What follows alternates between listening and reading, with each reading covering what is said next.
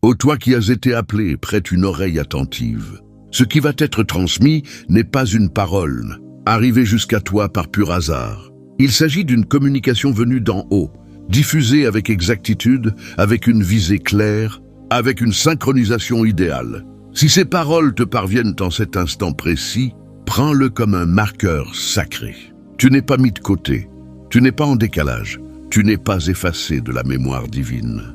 Cet instant a été préparé. Ton âme a été distinguée à dessein, car Dieu intervient avec une pressante compassion et une douce fermeté. Simultanément, il déclenche un signal d'alerte non pour t'effrayer, mais pour te mettre à l'abri, pour affiner ta capacité à discerner et te conduire vers une solidité nouvelle. Alors que cette année aborde sa première semaine entière, saisis cela avec une lucidité calme et une concentration consacrée. Permets-moi de te révéler une vérité capable de te tirer de ta torpeur. Il y a 2 années, une femme a capté une parole très proche de celle-ci. Elle a perçu l'appel pressant dans son être intérieur. Elle a senti Dieu l'inviter à se consacrer à la prière au tout début du mois de janvier, mais elle a temporisé. Elle s'est convaincue. Je m'y mettrai demain. Je prierai la semaine prochaine une fois le calme revenu.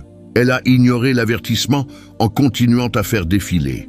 Elle a ajourné son adhésion et moins d'1 mois plus tard, des issues pour lesquelles elle avait supplié se sont brutalement refermées. Des liens affectifs ont vacillé. Un désordre s'est installé dans sa maison. Il lui a fallu 8 mois pour reconquérir ce qui avait été perdu. Après 3 jours d'inattention, elle a confessé ensuite. Je n'imaginais pas que les premiers instants pesaient si lourd, mais à présent, elle le comprend. Et toi aussi, tu le comprends. Dieu n'envoie pas des signaux d'alarme pour susciter la terreur. Il les envoie pour t'équiper. Le 6, le 7 et le 8 janvier ne sont pas de simples dates sur un agenda. Ce ne sont pas seulement des journées banales de la semaine inaugurale. Ce sont des passages spirituels décisifs, disposés avec une raison profonde, imprégnée de portée. Ce qui s'y déroule fixe l'impulsion spirituelle des mois suivants. Dieu l'a exprimé sans détour, persévérer dans la prière. Il ne s'agit pas d'un conseil facultatif. Il s'agit d'une directive. Des choix sont évalués dans l'invisible. Des ouvertures et des trajectoires sont présentées. Certains appels sont en cours de délibération. Certaines luttes se gagnent ou se perdent dans l'espace de la communion avec Dieu. C'est pour cela que Dieu t'invite à demeurer vigilant, alerte, pleinement conscient sur le plan spirituel. Lorsque Dieu active un signal urgent dans l'âme, cela indique que le mutisme n'offre aucune sécurité, que l'inattention a un prix élevé, que l'errance comporte des risques. L'adversaire n'a pas toujours besoin de frapper avec éclat. Il lui suffit parfois que tu t'engourdis. Il lui suffit parfois que tu considères des jours consacrés comme des jours quelconques. Il rêverait que tu négliges l'orientation, que tu somnoles face à un appel, que tu laisses filer ces moments pendant que ta sensibilité spirituelle s'émousse et que ta perspicacité s'estompe.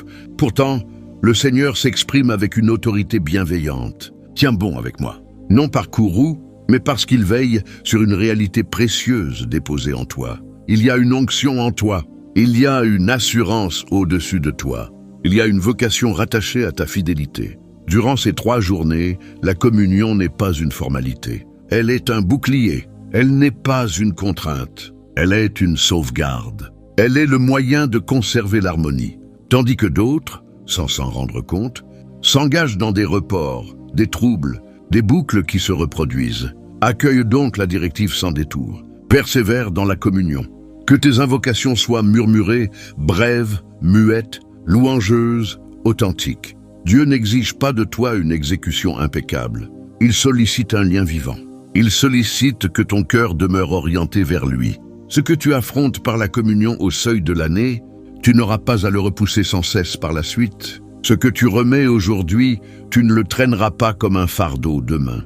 Ce que tu ajustes, dès maintenant circulera avec plus de fluidité. Avant de poursuivre, si ton âme confirme que cette parole te concerne, réagis immédiatement par un acte de confiance. Marque ton approbation de ce message comme marque de réception de l'orientation. Inscris-toi pour ne pas rater la prochaine, aux communications que le ciel transmettra.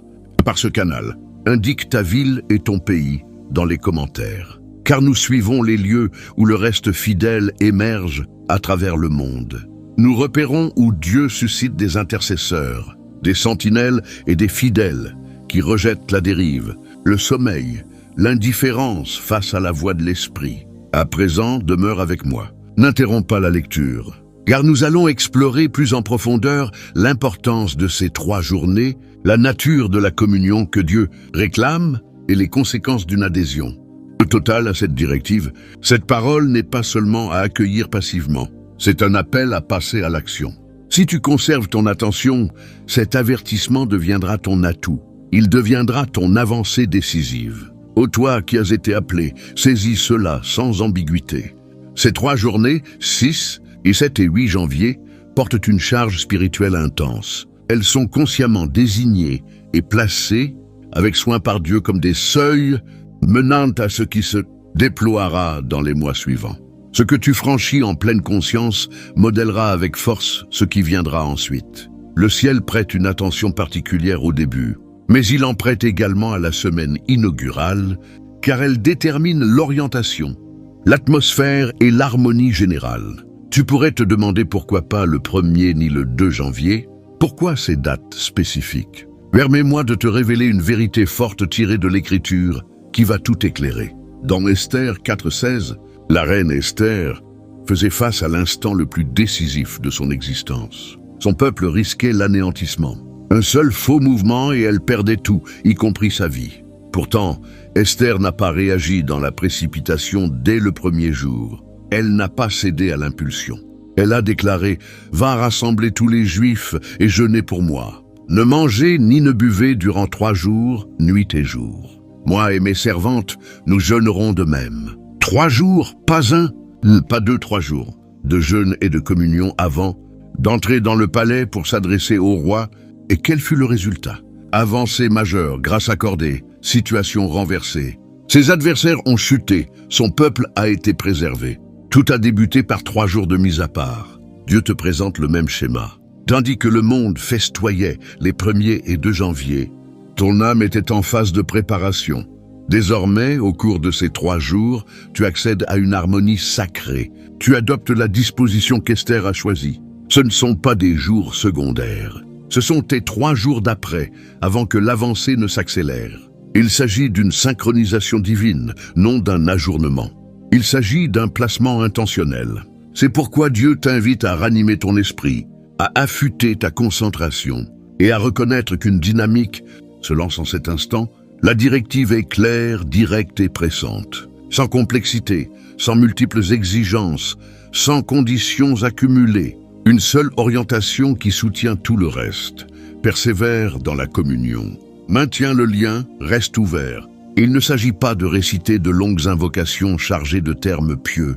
Dieu ne t'appelle pas à t'épuiser. Il t'appelle à une relation ininterrompue. C'est l'attitude d'un cœur qui reste disponible à lui tout au long de la journée. C'est exister avec l'ouïe intérieure orientée vers le ciel. C'est permettre à tes pensées de revenir vers Dieu régulièrement. Non seulement dans la crainte, mais dans les choix, les projets, les décisions et les progrès. Une parole sacrée affirme « Priez dans l'esprit en toute occasion, avec toutes sortes de prières et de supplications ». Éphésiens 6,18. Note cette précision, toutes sortes. Cela inclut les invocations silencieuses que tu souffles au bureau, l'adoration que tu murmures au volant, la supplication franche quand les mots manquent, l'appel, bref face à la tentation, la reconnaissance stable quand la sérénité revient. Dieu ne réclame pas une prestation.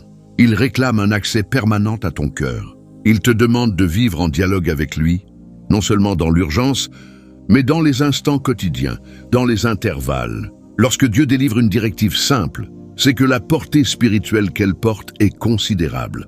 Les orientations simples protègent souvent des enjeux profonds.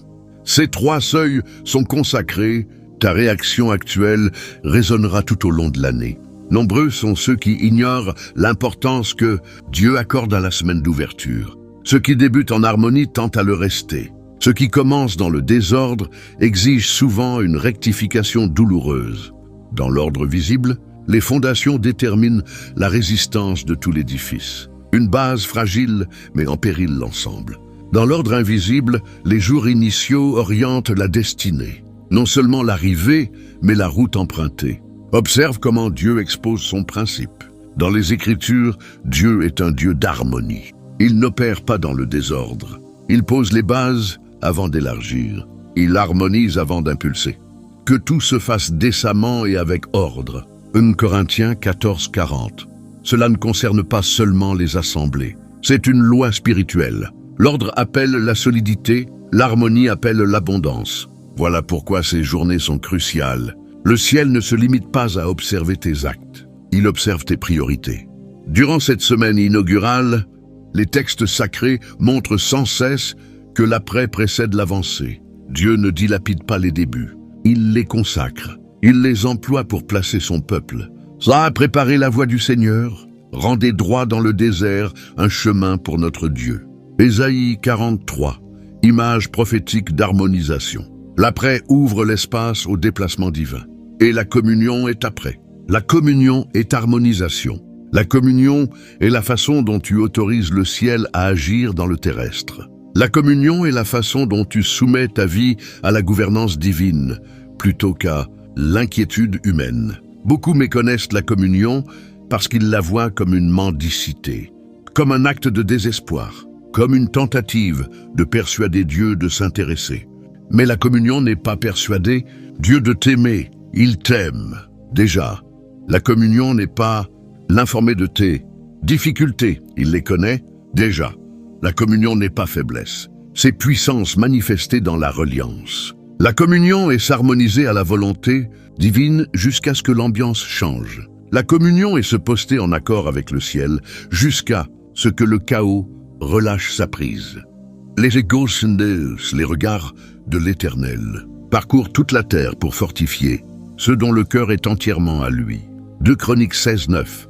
Ce qui émeut Dieu, un cœur fidèle, harmonisé. La communion est l'expression de la fidélité. La communion transforme les climats. La communion rompt les enchaînements. La communion interrompt les répétitions de blocage, de troubles, d'immobilité et de redondance. Quand la communion devient régulière, les calendriers divins peuvent être révisés. Ce qui paraissait ajourné peut s'accélérer. Ce qui semblait scellé peut s'entr'ouvrir. Permets-moi maintenant de t'éclairer sur ce qui se déroule durant ces 3 jours à un niveau plus intime. Dans Daniel chapitre 10, le prophète décida de chercher la compréhension d'une vision. Il jeûna et communia durant 3 semaines entières. Mais ce que beaucoup négligent, dès qu'il entama sa recherche, le ciel l'entendit. Dès le premier geste, la réponse partit. Pourtant, un conflit surgit. Dans l'invisible, une entité spirituelle opposa résistance à l'envoyé porteur de la réponse de Daniel. Pendant 21 jours, l'avancée fut contenue, non par lenteur divine, mais par une bataille céleste. Et qu'est-ce qui vainquit l'opposition? La ténacité de Daniel dans la communion, son refus d'abandonner sa régularité, sa résolution à demeurer dans la quête de Dieu. Lorsque tu communies les 6, 7 et 8 janvier, saisis ceci, tes invocations ne se perdent pas dans le vide. Elles ne retombent pas inutiles. Elles pénètrent la salle du trône. Elles remuent des réalités invisibles. Il peut exister une opposition dans le domaine spirituel. Il peut exister des ajournements incompréhensibles. Mais ta régularité durant ces 3 jours fracasse des barrières, déverrouille des accès, délivre des réponses déjà lancées mais contestées dans l'invisible. La communion n'est pas simplement prononcer des paroles dans l'air. La communion est lutte spirituelle. La communion est puissance. La communion est collaboration avec le projet céleste. Et voici ce que je souhaite que tu retiennes avec la plus grande concentration. Ces 3 jours sont décisifs parce que l'adversaire connaît ce que tu ignores encore. Il sait que si tu t'harmonises maintenant, tu avanceras dans la solidité ensuite. Il sait que si tu communies maintenant, les combats seront allégés plus tard. C'est pourquoi il tentera de te détourner. Il tentera de te faire croire que tu es trop pris, trop las, trop accablé. Il soufflera des illusions. Tu pourras communier la semaine prochaine. Ce n'est pas si pressant. Tu l'as fait hier, cela suffit. Mais refuse le piège. Ne minimise pas la portée de ces 3 seuils. Ce que tu poses maintenant dans la communion, tu le vivras ensuite avec assurance. Permets-moi de te relater le parcours d'un homme de ma connaissance. L'année passée, en janvier, il capta une parole proche de celle-ci. Il sentit l'invitation intérieure à dédier les premiers jours à la communion. Pourtant, son emploi du temps était saturé. Le travail réclamait tout. La famille requérait sa présence. Il reporta donc. Il se dit « Je m'y mettrai quand le rythme ralentira ». Mais fin janvier, il comprit. Il avait pris des résolutions tout le mois, sans lumière. Il avait progressé sans sérénité. Des propositions professionnelles étaient apparues, mais il manquait de clairvoyance pour identifier celles divinement inspirées. Des liens avaient évolué, mais il n'avait pas la sagesse pour les accompagner. En mars, il se retrouvait épuisé, désorienté, prisonnier de boucles infranchissables. Il m'avoua plus tard « Je croyais être trop occupé pour communier en janvier, mais j'ai employé les 6 mois suivants à réparer ce que j'aurais pu prévenir en obéissant simplement. » Au seuil de l'année, ne sois pas cet homme. Ne permets pas à l'agitation de ravir ton avancée. Ne permets pas à l'inattention de te priver de ton harmonie. Dieu t'offre un présent en cet instant. Il t'offre de la lucidité. Il t'offre une directive. Et une directive suivie devient sauvegarde. À quoi ressemble donc la communion durant ces 3 jours? Permets-moi de te guider concrètement, car je ne veux pas que tu te sentes perdu ou accablé. Le 6 janvier est ta journée de retournement et de renouvellement. C'est le moment où tu te présentes devant Dieu en toute vérité. Tu reconnais tes écarts de l'année écoulée. Tu déposes le fardeau des fautes, des remords et des désillusions. Nul besoin d'une invocation longue et sophistiquée. Dis simplement « Seigneur, je te remets tout ce que j'ai traîné de l'an passé. Je lâche l'aigreur, je lâche la rancune, je lâche la souffrance, je lâche la culpabilité. Nettoie mon cœur, ranime mon esprit. » C'est le jour du détachement. C'est le jour où tu cesses de retenir ce que Dieu ne t'a jamais imposé. Le retournement n'est pas châtiment, c'est délivrance. C'est libérer tes mains pour que Dieu puisse y déposer du neuf. Mais si nous avouons nos péchés, il est fidèle et juste pour nous les pardonner et nous purifier de toute injustice. Jean 1:9, accueille cela aujourd'hui. Accueille le pardon. Accueille la purification. Accueille un commencement neuf. Le 7 janvier est ta journée d'harmonisation et de perspective. C'est le moment où tu interroges Dieu. Quelle est ma mission cette année? Quelles issues ouvres-tu? Dans quel lien dois-je m'investir? De quoi dois-je me libérer? C'est le jour de la quête de lumière. Tu n'avances pas dans l'obscurité. Tu sollicites Dieu pour qu'il te révèle son dessein, sa route, sa volonté. La clé réside ici. Tu ne poses pas la question et tu ne t'éloignes pas. Tu patientes, tu écoutes, tu accordes à Dieu le silence pour répondre. Confie-toi en l'Éternel de tout ton cœur et ne t'appuie pas sur ta propre sagesse. Dans toutes tes voies, reconnais-le et il rendra droit tes sentiers. Proverbe 3, 5, 6. Dieu te guidera, mais tu dois le reconnaître. Tu dois lui ménager un espace pour sa voix. Le 7 janvier est ta journée pour entendre, pour accueillir la perspective, pour réorienter ta boussole intérieure. Le 8 janvier est ta journée de proclamation et de puissance. C'est le moment où tu poses ta voix sur ton année. Tu ne mendis pas, tu ne supplées pas.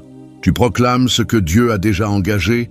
Tu affirmes, cette année, je cheminerai dans la grâce. Cette année, je cheminerai dans la sérénité. Cette année, des accès s'ouvriront que nul ne pourra obstruer. Cette année, ma famille est protégée. Cette année, ma vitalité est renouvelée. Cette année, l'avancée survient. Avant de nous unir dans la communion, je te demande d'agir. Je te demande de trancher maintenant, pas plus tard, pas demain. Maintenant, décide que tu respecteras ces 3 jours. Décide que la communion sera ta priorité. Décide que tu synchroniseras ton cœur avec le projet céleste. Ce n'est pas une résolution légère, c'est un engagement d'alliance. Et quand tu t'allies à Dieu, le ciel réagit. Tranche maintenant et rends cette décision irrévocable. Unissons-nous maintenant en une seule famille, un seul esprit, avec la conviction que Dieu entend. Père céleste, Dieu saint et droit, toi qui règnes au-dessus de toute création, nous nous approchons de toi avec respect et attente sacrée. Nous reconnaissons que cet instant est distingué. Nous affirmons que ceux qui écoutent ne sont pas ici par hasard, car tu es le Dieu qui guide les pas et orchestre les rencontres. Au nom de Jésus-Christ, nous dédions à toi ces premiers jours de l'année. Nous les déclarons consacrés, qu'ils soient imprégnés de communion, de louange, d'abandon et d'harmonisation. Que cette ouverture devienne un autel, non une habitude. Père, nous implorons que ta présence enveloppe chaque cœur, chaque pensée, chaque foyer ici représenté. Là où règne la fatigue, insuffle la vigueur. Là où règne le trouble, déverse la lumière. Là où règne l'oppression, répand la sérénité. Là où règne la crainte, suscite le courage. Ta parole annonce « L'Éternel est ma lumière et mon salut. De qui aurais-je peur ?» Psaume 27, 1. Nous repoussons donc tout mensonge, prétendant que nous sommes isolés, en décalage ou oubliés. Nous proclamons que ta main repose sur ton peuple. Père, fais naître une ferveur de communion qui ne s'éteindra pas rapidement, mais qui traversera l'année. Forme ton peuple à communier dans le calme, dans l'agitation, dans la joie et dans l'épreuve. Façonne leur cœur à rester reliés. Que la communion soit leur premier réflexe, non leur ultime recours. Qu'elle soit leur protection, leur guide et leur force. Nous nous élevons contre tout enchaînement d'ajournements, toute opposition secrète, toute oppression spirituelle héritée de la saison passée. Au nom de Jésus, nous rompons l'emprise du découragement. Nous rompons l'emprise du trouble. Nous rompons l'emprise de l'insensibilité spirituelle. Ta parole assure, aucune arme forgée contre toi ne prospérera. Ésaïe 54, 17. Nous proclamons donc que toute arme dirigée contre leur concentration, leur sérénité et leur orientation échouera. Ravive l'espérance en profondeur, ressuscite les rêves enfouis, réanime la confiance affaiblie, rend la joie là où elle fut dérobée. Que ton peuple aborde cette année avec fermeté, audace et assurance. Enveloppe-les de grâce comme d'un rempart, affermis leurs choix, préserve leurs liens, oriente leurs pas. Ta parole dit: L'Éternel affermit les pas de l'homme, et il prend plaisir à sa voix. Psaume 37, 23. Affermit leurs pas? Seigneur, prends plaisir à leur voix. Père, nous présentons une invocation spéciale pour quiconque marquera son approbation, s'inscrira et diffusera cette parole, choisissant ainsi de propager la lumière. Que ceux qui s'engagent reçoivent une vigueur renouvelée, que ceux qui diffusent deviennent porteurs d'espérance, que ceux qui s'inscrivent rencontrent régularité, épanouissement et accroissement divin. Et pour quiconque contribuera à soutenir cette vocation, bénis-le d'abondance et de tranquillité. Ouvre des passages que nul ne pourra obstruer.